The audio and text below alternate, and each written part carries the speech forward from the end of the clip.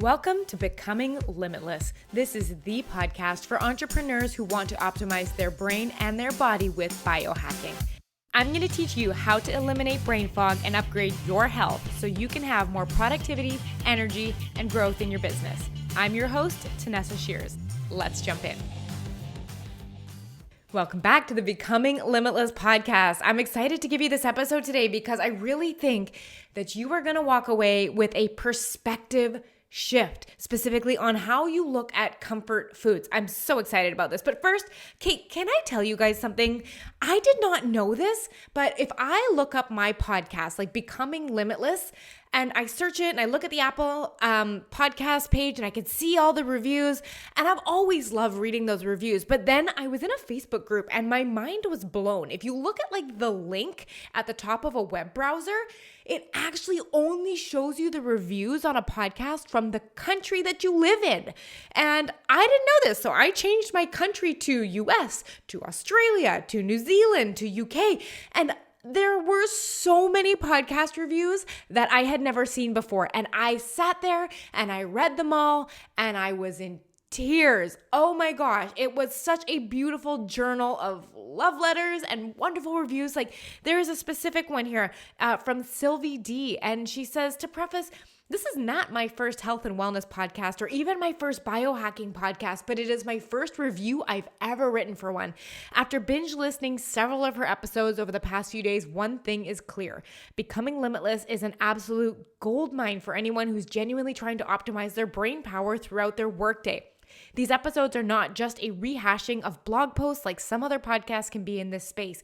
She goes deep into the science to sell you on actually taking action on some of these hacks that she proposes. And she does it so articulately, making it apparent she practices what she preaches. Her stories are also entertaining. Truly impressed by her ability to string thoughts and express them. And I hope she doesn't ever stop disseminating this liquid gold. And I mean, there were so many reviews like this. And I gotta tell you, if you have taken the time to write a review for my show, I have now read it guaranteed. I thank you. I didn't realize until I had seen all these at once how much it means to a podcaster to really get this kind of feedback. So thank you from the bottom of my heart. If you have taken the time to write a review, I appreciate it more than you could possibly know. So let's shift into today's topic. I'm going to be teaching you a concept that, like I said, will help you shift the way you perceive comfort foods. Now, this is something that many people struggle with, especially when it comes to trying to eat healthier. They're just like, I feel like I'm being pulled back. It's so hard, right? And well, how does this relate to business? Well, what you eat, we know, directly affects your energy and your ability to focus. And if you're constantly eating foods that are slowing your brain down, or you're crashing with your energy in the afternoon, or you don't feel clear, or you can't form articulate sentences, or you can't make quick decisions, or you're not efficient in your business, you're going to suffer, right? You're not going to be able to move through things you want or make good decisions or solve big problems. And as entrepreneurs, our job is to solve problems. So the bigger and better problem you can solve, the better your business is going to do, right? So before we jump in, I just want to do a quick little promo here. I have a biohacking entrepreneur's playbook called 12 Ways to Biohack Your Energy. It is something that I've been really paying some attention to and sharing with a lot of people recently. I've taken 12 biohacks that I have found effective and that I love. I've put them all in one place, and it's in a playbook. It's completely free. You can grab it if you would like in the link in the description. It's called 12 Ways to Biohack Your Energy, or you can head to tanessashears.com/playbook. It's completely free, and it's a really good way to not only dive into my work if you're new to it, because this playbook, every tip I give you matches it with a podcast episode that goes deeper on it. Like it's really integrated. And at the end of the little auto sequence that you go through with the emails, you get put onto my newsletter list, which is called the Becoming Limitless Review. And it is a data-based, research-linked review for 6- and 7-figure entrepreneurs, a free newsletter that I send out every single week. So if you are not on my list, Or if you haven't gotten my Entrepreneur's Playbook yet, grab it in the link in the description. Okay, we're going to hop in. So this topic, actually, I realized I wanted to do it after I got off a consultation with someone a couple of weeks ago. And she came to me because she had a carb and a sugar addiction. Now, this is not uncommon. So many of us really struggle with this, like getting balanced meals or struggling with the sweets or snacking in the middle of the day, right? And this was something that was really stressful for her. And she came onto this call and she's like, you know what? I know exactly what I need to do. I mean, I have all the healthy recipes. Trust me, I'm good. I know that you recommend no sugar and flour, and I've been trying to do it myself, but I can't figure out how to do it consistently. I don't have that consistency and I don't have that discipline. And this was why she jumped on the call, because she was like, it's that missing link, right? So after, we got talking and I was figuring out what she needed to work on, I asked her this question. I said, are you using food at all to cope with the stresses of life? Like, do you turn to food if you're tired? Do you turn to food if you're bored, or if you get stressed out, or you feel anxious or overwhelmed, or if you just want to escape? Do you find that you often pair food with that? Like, do you sit down on the couch with a bowl of popcorn, after dinner? Or do you always have food on your desk in the afternoon? Or do you grab a glass of wine in the evening after, you wrap up for the day and you're making dinner? Do you notice at all that you're using food to cope with the stressors of life? Because here's the truth. We often will overeat or overdrink or eat foods that maybe aren't in line with how we want to be eating when we don't want to feel, right? Imagine that feeling of anxiety, or you're feeling agitated, or you're feeling really frustrated because maybe your kids were giving you a really hard time and nobody was listening. And then, you had a client at work that was frustrating you, and you just don't like the feeling that's inside of you. And I often liken it, like my experience of this feels like bees are buzzing inside of me, and I hate this feeling, and this is my version of it, but it feels like from my neck to my waist, bees are buzzing. Like it's a weird building energy tension thing. I don't like it. It feels like I either need to burst into tears or go for a run. It's just like some energy that's not burnt off. That's how I feel overwhelmed. And that is how the feeling that my brain most wants to escape from. But when these feelings come up that feel really big, we will often use food to dull that sensation. I mean, think about it. If you've ever had a day where you felt frazzled and you have a glass of wine, all of a sudden it takes the edge off, right? We turn to these things for that. And overeating, and I don't just mean like overeating in volume, but I mean like if you want to be eating a healthy whole food lifestyle and all of a sudden you're, elbow deep in the ice cream container, that can be caused by resistance that you feel. And for the long time, I was like, what the heck does resistance mean? It means when there is this sense of like not wanting to deal with it and wanting to do something else that feels easier instead. You just kind of like, it's almost like you have an emotional hand up in front of you, like if you were saying stop, and keeping a distance between you and a feeling. That unwillingness to feel is having you seek out comfort. And in this specific episode, we're going to be using the examples of food, but some people do it with over exercising or over shopping or a lot of other things. So if food is not like the thing that you turn to and it's something else, maybe it's alcohol, maybe it's marijuana, whatever it is, I want you to just use this example and insert whatever you are struggling with in there. So I'm going to kind of actually share a little bit of the conversation. So when I asked her, I said, are you using food at all to cope with stresses of life? And she said to me, she goes, no, I don't actually eat for stress. I eat for comfort. And I was like, this is so interesting. Tell me more about what you mean when you say you eat for comfort. And she goes, oh, well, carbs just make me feel so good. And they taste so good. So what I want to learn from you is I want to be able to take that feeling that carbs give me and I want to transfer that feeling onto like a salad. And that's how I'm going to eat healthy. If I can make a salad as enjoyable as cookies, as ice cream, as pasta. And when I'm hearing this, what my brain is actually hearing from experience, not only with myself, but I've been working for clients on this stuff for years. And I've got to say, We are all so alike. You'd be surprised how many of us have the same thoughts and deal with the same things and struggle with the same emotions, right? And when I'm hearing that saying like, okay, I just would love this salad to be as good as the cookies. And if that was the case, then I'd be great. Can you teach me that? But what I'm hearing is that she wants that intense high-like feeling off of eating a salad that she gets off of eating cookies and chips and junk food, right? She wants that same high, but that is not how it works. And it is the expectation that that is the missing link that is causing all of these issues for her. If she's expecting that, oh, when this salad gives me the same feelings as the cookies, I know that's going to be easy, but that is not a situation that is going to happen. So we have this expectation and we don't meet it. And then we wonder why it feels so hard. Why is this so hard for me? What's wrong with me? I'm never going to change. I'm always going to be stuck like this, right? Hear this. The brain is seeking out dopamine. And in this situation, it has been getting it from the hyper palatable nature of junk food, right? And think about this. Like, I'm going to take the example of an apple. Like, if you were just to eat an apple, if you were to like look at it on the sweetness scale, I mean, it's sweet, but it's not like, oh my gosh, that's the best, right? But then what happens when you concentrate it into apple juice? Ooh, now it's getting sweeter, right? And then if you mix it with sugar and flour and you put it in a pie, oh, right? You can see this level of flavor goes up, and this hyper palatable flavor gives our brain this huge dopamine kick. And dopamine is a neurotransmitter that is involved in reward seeking, right? It gets us to seek this out. Right? We've all heard of dopamine when we do things like when we scroll on Instagram, every time we see a new post or a notification or a like, we get a hit of dopamine.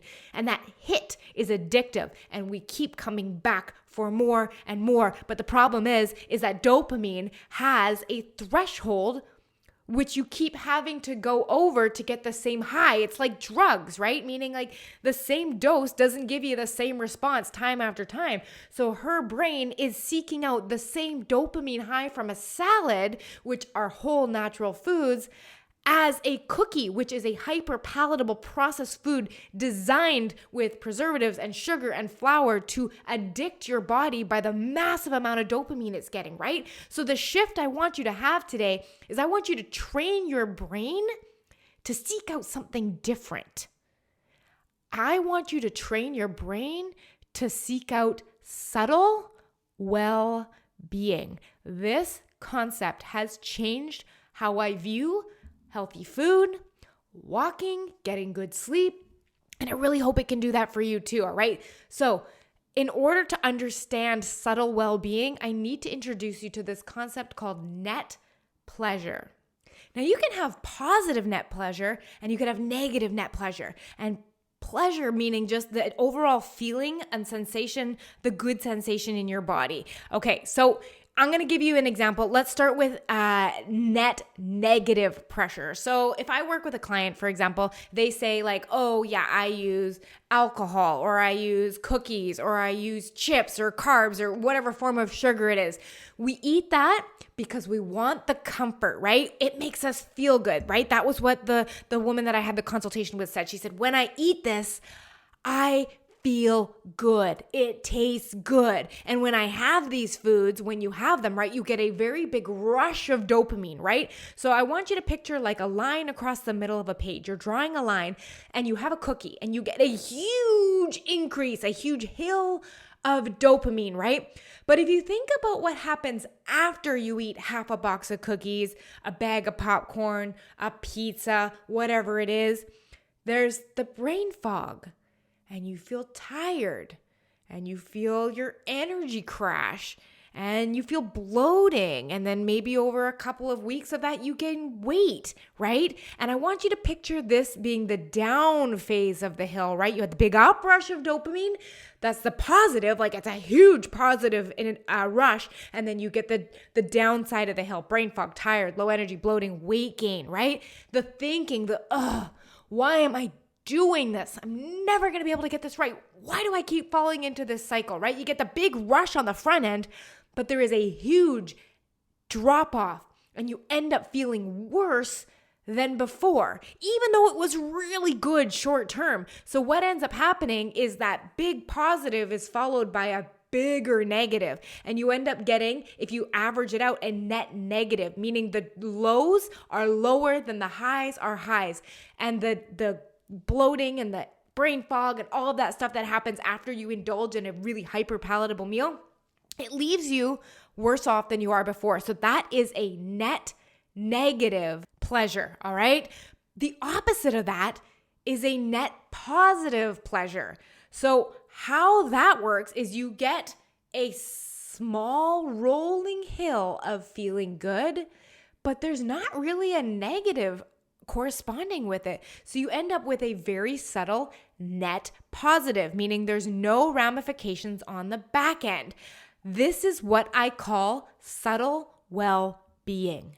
It is now what I desire and what I chase. It is a constant stream of low-level dopamine. Instead of having that intense rush and then dealing with all of the negative side effects, the dopamine withdrawal, the chasing the bigger high, needing more cookies, more chips to fill it, instead of getting on that roller coaster, I choose to get off and get on the subtle well-being train. A constant stream of low-level dopamine, right? I want to give you some examples of how I get that, all right? Think about this. You eat a healthy lunch. You finish your workout, or you wrap up a yoga class, or you go for a walk and you put on your favorite podcast, and it just fills you with feelings of inspiration, or you have an idea that you want to implement in your business, not feeling bloated. Oh, that moment when you pull on your pants and they fit well. You don't have to shimmy into them. You don't have to stretch to get the button together. You don't have to pull them up over your stomach. They just fit. Or when you walk by a mirror and you catch yourself and you're like, I look good. I look good. I'm looking real. I like how I feel today, right? Or you have a break between clients and you go and you sit in the sun. Those are examples of subtle well-being. You get a very small dopamine hit, but it does not come with that giant downhill negative response after that makes you feel like, oh, what's wrong with me, right? I notice when I do these things, I'm gonna give you the example of eating a healthy lunch. And so I literally just had lunch 20 minutes ago, and I had wild salmon with some oregano on it. I had a little bit of rice, and I put pesto on these, and then I had a whole bunch of asparagus, and it was so good. The asparagus was done perfectly. It had a little bit of butter on it, some salt and pepper. It was that type of asparagus that's good all the way to the bottom, where you don't have to leave the ends behind. It was just good. And I remember I noticed while I was eating this, I was thinking I'm taking care of myself right now. I feel really good. I'm doing it. It's working. Me doing these type of things feels so good, but it's so subtle, right? And the shift is eliminating the roller coaster and instead training your brain to seek out that subtle, positive, low dose hit of dopamine, right? And that steady stream of feeling good. You know that feeling when you're no longer bloated anymore because you've been eating well for a couple of days and you just hold yourself different. Your posture's different. You don't feel like your stomach hurts all the time. You're not getting the energy crashes. And you just, I just feel good. It's subtle. It's so subtle, but it feels so good. This is what well-being is about. And the best part is it lasts. It lasts because there's not a net negative. When you go and overindulge in food or alcohol or whatever it is to numb out what you're feeling for that day, or because you're seeking comfort, it comes with that net negative on the backside sometimes, right? There is no net negative with subtle well-being. It's a net positive. So we want to train our brain to seek out subtle well-being as opposed to comfort. Now, here's the hard part. When you are used to getting on the roller coaster and you get off the roller coaster, it is going to feel like not enough. It is going to feel like you are not getting that high that you are used to seeking. Now, this is normal. What you need to be able to do is to persist long enough until your dopamine receptors balance and they are no longer seeking that 12 out of 10, 15 out of 10 experience, but are instead totally satisfied with 3 or 4. And what you learn is you just really enjoy feeling good consistently. And there is very little in the lines of alcohol, in the lines of food, in the lines of being sedentary that I would do in trade of this feeling. And this is one of the things I feel that has really kept me consistent for so long when it comes to my health, is that I'm off the roller coaster and I'm just here to feel good. And honestly, life is so much better when you're not dealing with the net negative of everything, the bloating, the headaches, the stomach aches, the self beating yourself up for why you keep ending up in this cycle. Just retrain your dopamine receptors. Now, how, right?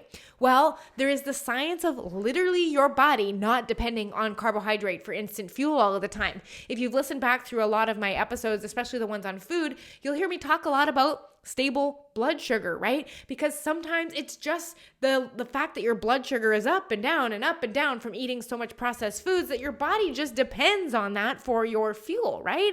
And there's also the whole side to consider that if you are constantly eating hyperpalatable foods, your brain will seek that out and you will have cravings for that, right? So you may have to go through a period of time in which you detox off of that. And if you've been a listener of the podcast, you know I talk a lot about a no sugar, no flour challenge that I do. I'm actually on day 15 of a 30-day no sugar, no flour challenge right now because I'm constantly wanting to reset my dopamine receptors and reset my discipline for how I want to feel. Because naturally, I'm not staying in this state of no sugar, no flour forever, but I want to keep myself in check.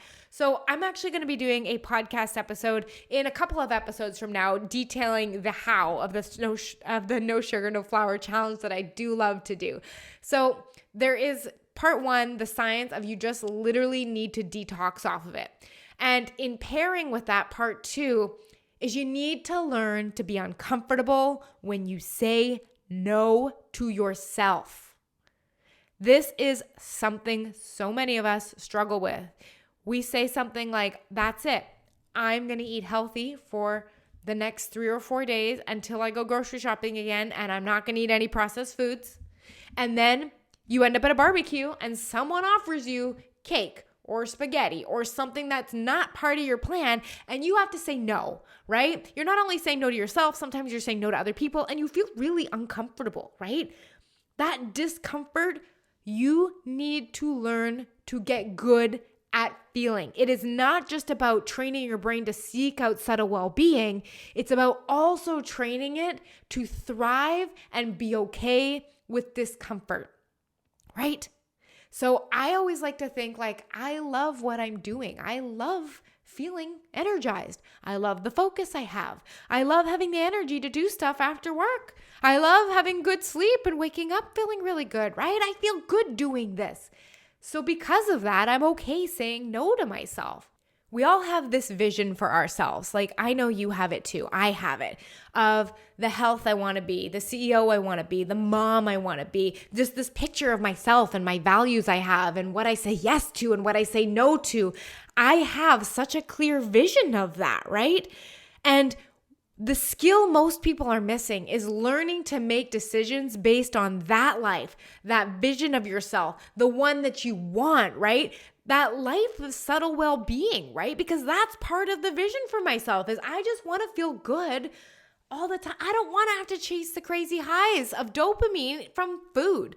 Like, I just want to live into that life. I want to just make my decisions around food based on becoming her, not what I feel like in the moment. Because if you are making decisions for your food, for your life, for your health, for what time you go to bed, on what you feel like in the moment, you will continue to experience what you're struggling right now, whether that be feeling tired all the time, stressed out all the time, overwhelmed all the time because food tastes good right now. If you are making decisions based on what you feel right now, you will continue to have the same result. What we need to start doing is creating a vision of what we want for our lives and making decisions based on what will move us towards that. Now, we don't need to make perfect decisions. It doesn't need to happen all of the time that way or 100% of the time, but the majority of the time it does, right?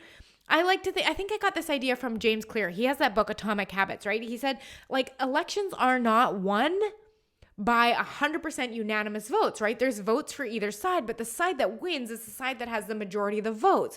In this situation, your votes are the decisions you make. If you are making more of your decisions in the field of who you want to become, that is where you will go. If you continue to make decisions based on who you are now and what you feel like now, you will continue to stay here, right? You must retrain your brain.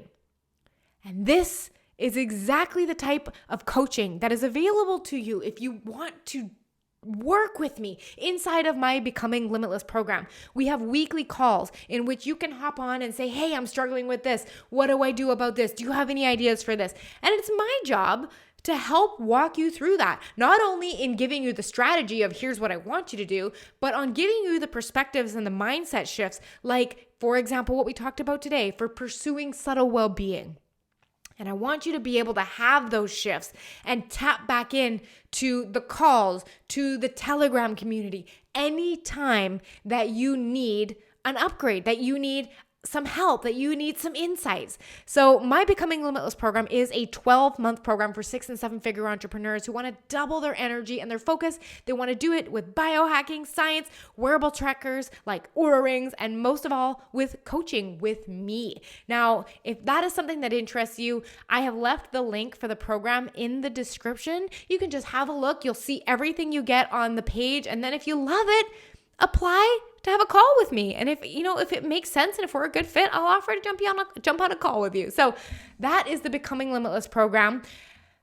But aside from that, thank you so much for listening into this episode. Thank you so much for leaving your reviews, your heartfelt reviews that just absolutely made my day. And I want you to go into this week. Here's your call to action. I want you to go into this week seeking out subtle well-being and asking yourself this: if I eat this, do this, don't do this, participate in this, what is the net effect on my well-being? Is it giving me a net positive effect? Do I move myself forward? Or do I get a net negative effect? Does it move me further away? Do I have to deal with the consequences of this behavior? The energy slumps, feeling tired, disrupted sleep. Is there anything I have to deal with on the back end? And my next challenge to you is the next time you are presented with this decision, whether it is, do I do my workout or skip it? Do I take the walk or do I keep working? Do I go to bed on time or do I watch another episode of Netflix? I'm challenging you to choose the option that creates subtle well-being. I'll talk to you next time. Bye. Learn something new in this episode or feel inspired to take action? I'd love for you to share it with a friend and leave a review. Your review will help one more entrepreneur feel healthier, more energized, and focused. If you feel good about helping a friend or a fellow business owner you've never even met, you are my kind of people. I'm excited to help you become limitless in the coming episodes.